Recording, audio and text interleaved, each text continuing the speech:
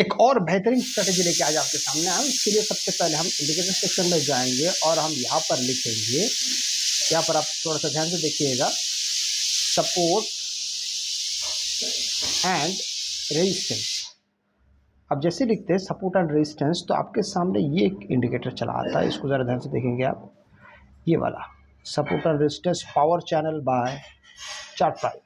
ठीक है, इसको हम सबसे पहले अपने चार्ट पर लगा लेंगे। अब इसको जैसे लगाते हैं तो ये आपके लिए एक बेहतरीन काम करता है। किस तरीके से एक एक करके मैं आपको समझाता हूँ। इस इंडिकेटर को देखने से आपको यहाँ पे दो बातें बहुत आसानी से समझ में आती है। ये मार्केट के एक बहुत इम्पोर्टेंट जो सपोर्ट अभी करंट दौर पे वर्तमान स्थिति में जो चल रहा है वो आपको पूरी तरीके से प्योरली दर्शाता है।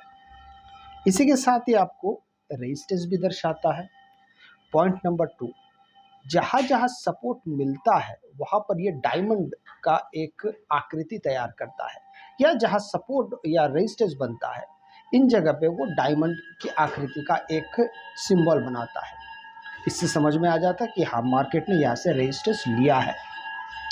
अच्छा, इसमें सबसे बड़ी जो खास बात जो मैंने आपको बताया कि ये सिर्फ एक ही जगह पे नहीं, जैसे कि देखिए इसको जहाँ जहाँ पे ये सपोर्ट दिखता गया उसने उस सपोर्ट को मार्क करके रखा है, वहाँ से हटा नहीं है।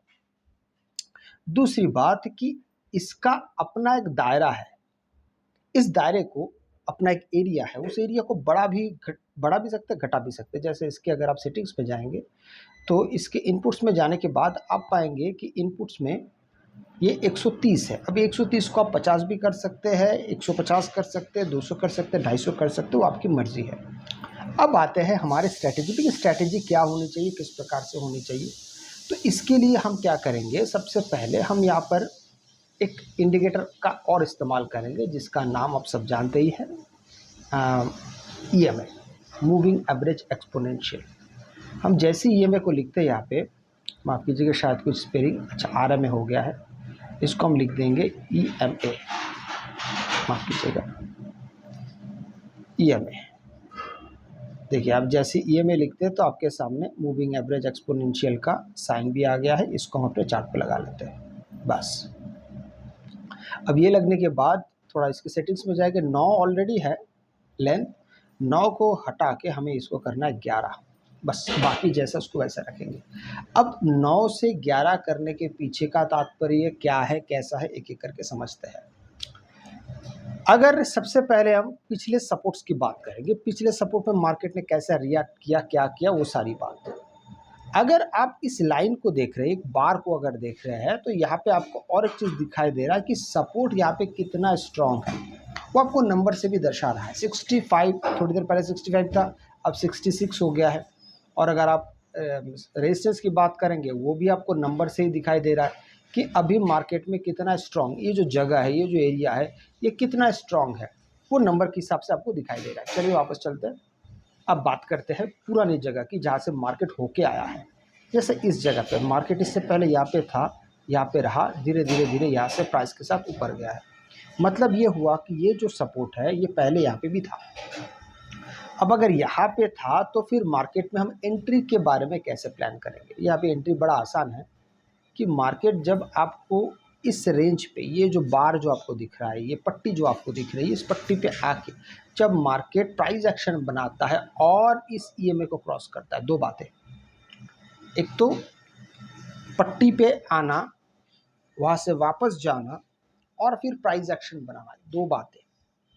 जैसे सीधा आ रहा है, जब मार्केट यहाँ से सीधा सीधा आ रहा है, आप समझिए मार्केट सीधा आ रहा है, यहाँ पे पहले गिरेगा, यहाँ पे फिर मार्केट ऊपर जाएगा और इस EMA के ऊपर जाके इस जगह पे जब प्राइस एक्शन बनाएगा तभी हम यहाँ पे एंट्री करेंगे, उससे पहले एंट्री नहीं करेंगे। अब इसका बड़ा फ़ायदा क्या होता है मैं आपको बताता हूँ। जैसे आप एक उम्मीद समझिए बात को, मैं जो आपको समझाना चाहता हूँ। आप इस चीज़ को देख रहे हैं कि ये हमारा रेजिस्टेंस है, ये रेजिस्टेंस है, ये सपोर्ट है। ये सपोर्ट इससे पहले यहाँ कहीं था, ये सपोर्ट यहाँ कहीं था, लेकिन मार्केट जब गिरना शुरू हुआ तो सपोर्ट भी साथ साथ नीचे चला आता गया। अब अगर मैं आपसे ये कहता कि सिर्फ सपोर्ट आ गया और आप तुरंत वहाँ पे बाय कर लीजिए, तो क्या आपके लिए ये प्रॉफिटेबल होता? नहीं, सरासर गलत हो जाता। क्यों ऐसा? क्यों यहाँ पे दो बातें नहीं हो रही है। नंबर वन कि मार्केट कहीं पे भी सस्टेन नहीं हो रहा है, और अगर सस्टेन नहीं हो रहा है और रिवर्स भी नहीं कर रहा है, तो वो हमारे जगह, हमारे लिए सही जगह है ही नहीं। तो ऐसी स्थिति में आपके लिए एक बहुत स्वर्णिम अवसर चला आता है। जैसे मान लीजिए यहाँ पे एक रेजिस्टेंस था इससे पहले, जब मार्केट इस जगह पे गुजर रहा था, अब मार्केट यहाँ से गिरना शुरू हुआ, आपका सपोर्ट कुछ मान लीजिए यहाँ पे था, पर मार्केट जैसे सपोर्ट के पास आया रुका नहीं, मार्केट सीधा सीधा नीचे गिरता गया। तो ये आपका फायदा हुआ कि आप ये जो रेजिस्टेंस के पास जो अपने पुट सेक्शन में जो एंट्री करके बैठे थे, वो आपके लिए एक बड़ा अच्छा खासा लंबा ट्रेड चला गया। अब वो नीचे नीचे जा रहा है, और जहाँ पे जाके फिर मार्केट रिवर्स करेगा और ईएमए के ऊपर जाएगा, तो वो जगह हमारे लिए एग्जिट का भी होगा और कॉल साइड में एंट्री का भी होगा, दोनों ही चीज़ें हैं। अब आइए वापस आते हैं। यहाँ पर अगर हम एंट्री की बात करते हैं कॉल साइड में, मैं थोड़ा सा इसको बड़ा कर देता हूँ। तो जैसे मार्केट इस जगह पे आता है, सपोर्ट को टच करता है, अब पहले हमारा मेन मकसद है कि इस ईएमए को क्रॉस करे और यहाँ पे प्राइस एक्शन बनाए, और जब तक ये प्राइस एक्शन नहीं बनता है तब तक हम बिल्कुल भी यहाँ पर एंट्री के बारे में प्लान कतई नहीं करने वाले हैं। तो अगर आप यहाँ पर देखते हैं ध्यान से, अगर आपका नज़र अगर यहाँ पे जाता है, तो लगभग लगभग यहाँ पे एक आपको एक प्राइस एक्शन यहाँ पर नज़र आ जाता है। यहाँ से आप एंट्री कर जाते हैं और मार्केट धीरे धीरे धीरे यहाँ तक पहुँच गया। जो मैंने आपसे बात कही थी, हो सकता है मार्केट यहाँ से सीधा ऊपर जाओ, तो जब तक यहाँ पे मार्केट रिवर्सल ना दे तब तक आप यहाँ पे एग्जिट ना भी कर सकते, कर भी सकते। कैसे कर सकते वो मैं आपको बता देता हूँ। अगर मार्केट सीधा सीधा सीधा इसके पास तक आता है यहाँ तक, तो आप यहाँ पे जैसे वो टच कर रहे हैं आप वहाँ से एग्जिट हो जाइए। अब फिर इंतज़ार करिए दोबारा री एंट्री का, कि मार्केट अगर फिर से वापस आता है और ईएमए को क्रॉस करता है, तो वो जगह आपके लिए सही हो सकता है। यही चीज़ यहाँ से भी लागू होगा। जैसे देखिए यहाँ पे मार्केट ऊपर से नीचे आया, यहाँ पे आपका रेजिस्टेंस बन गया था। अब यहाँ से मार्केट धीरे धीरे धीरे धीरे नीचे नीचे नीचे नीचे की ओर जा रहा है और यहाँ तक वापस आया। अब इस जगह की अगर मैं बात करूँ, यहाँ तक आप अपना प्रॉफिट को बुक कर लीजिए, एग्जिट हो जाइए। फिर इंतजार करिए कि प्राइस एक्शन दोबारा बनेगा, तो फिर इंतजार हम दोबारा एंट्री कर सकते हैं। तो प्राइस एक्शन आप अगर देखते हैं, यहीं पे फिर से प्राइस एक्शन बन गया, आप फिर से यहाँ पे कॉल साइड में एंट्री कर सकते हैं।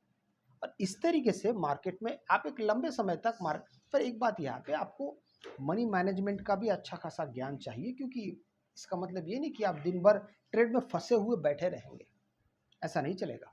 तो आपको उन सब बातों को भी ध्यान रखना है, स्टॉप लॉस का भी पूरा ध्यान रखना है। इस तरीके से काम करेंगे तो आपके लिए सबसे ज़्यादा बेहतर इन्हीं चीज़ों में आपके लिए सब कुछ आपको मिल जाएगा। हाँ, प्रैक्टिस बेहद करना पड़ेगा। अगर आपको वीडियो अच्छा लगे तो लाइक शेयर सब्सक्राइब जरूर कीजिएगा। आपसे मैं अगले वीडियो में मिलता हूं, तब तक के लिए जय हिंद।